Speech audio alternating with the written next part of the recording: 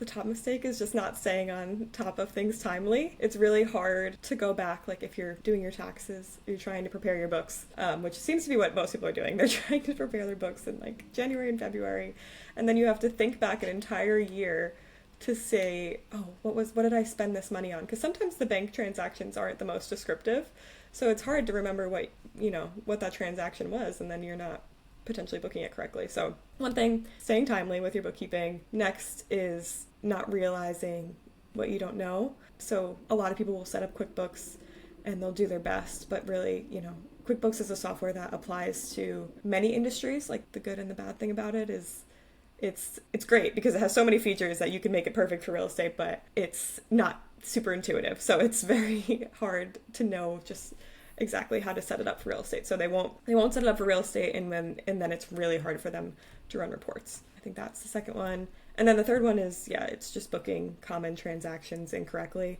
like the closing statements, because a closing statement is going to come in as one transaction on your bank feed, and then really it's can be 20 lines that all are going to be booked, maybe, 7 different accounts. So it's bookkeeping and accounting is, not super familiar to everyone. So there's a lot of mistakes as well, which you can hand off to your tax CPA, and then they get frustrated and then they say, try again.